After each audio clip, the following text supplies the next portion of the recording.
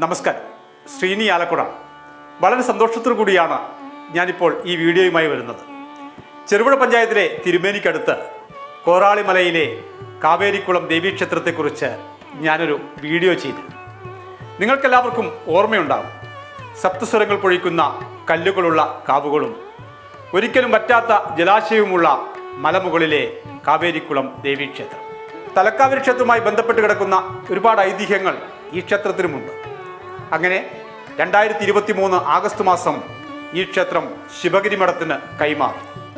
അതോടുകൂടി ഈ ക്ഷേത്രത്തിൻ്റെ പുനരുദ്ധാരണ പ്രവർത്തനങ്ങൾ ആരംഭിച്ചിരിക്കുകയാണ്. അതിൻ്റെ തുടക്കമെന്നുള്ള നിലയിലാണ് ക്ഷേത്രത്തോട് ചേർന്ന് ശാരദാ മഠത്തിൻ്റെ ശിലാന്യാസ ചടങ്ങുകൾ നടക്കുന്നത്. അതിൽ പങ്കെടുക്കാനാണ് ഞാൻ വീണ്ടും ഈ മല കയറിയത്. ബഹുമാന്യനായ ശിവഗിരി മഠാധിപതി സ്വാമി സച്ചിദാനന്ദ ഉൾപ്പെടെയുള്ള പ്രമുഖർ ഈ ശിലാന്യാസ ചടങ്ങുകളിൽ പങ്കെടുക്കാൻ ഇവിടെ എത്തിയിട്ടുണ്ട്. രാവിലെ തന്നെ ഇവിടെ വന്നപ്പോൾ ഒരു വല്ലാത്ത പോസിറ്റീവ് എനർജി ലഭിച്ചു.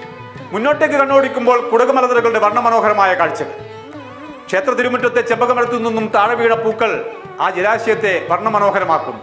ഒട്ടേറെ സന്യാസി ശ്രേഷ്ഠന്മാർ ഈ ചടങ്ങിൽ പങ്കെടുക്കാൻ ഇവിടെ എത്തിയിട്ടുണ്ട്.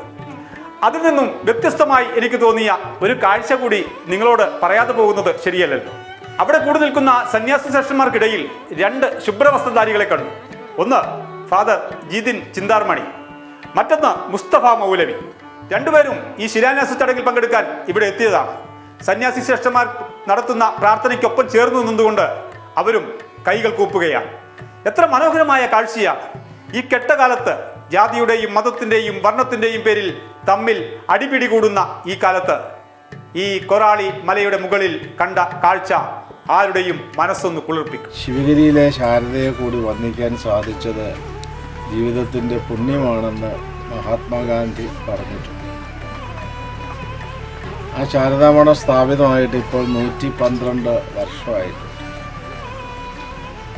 ഇവിടെ ഈ കണ്ണൂർ ജില്ലയിൽ കാവേരിക്കുളം എന്നുള്ള ഈ പുണ്യസ്ഥലത്ത്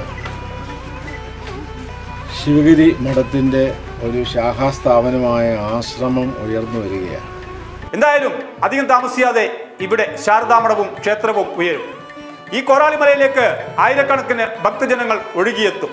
ശിവഗിരി മഠത്തിൻ്റെ അതേ പ്രാധാന്യത്തോടു കൂടി കണ്ണൂർ ജില്ലയിലെ ചെറുപുഴ തിരുമേനി കോറാളിമലയിൽ ശാരദാമഠം ഉയരുമ്പോൾ അവിടെ ടൂറിസ്റ്റുകൾ ഉൾപ്പെടെയുള്ള ആളുകൾ വന്നു പോകും.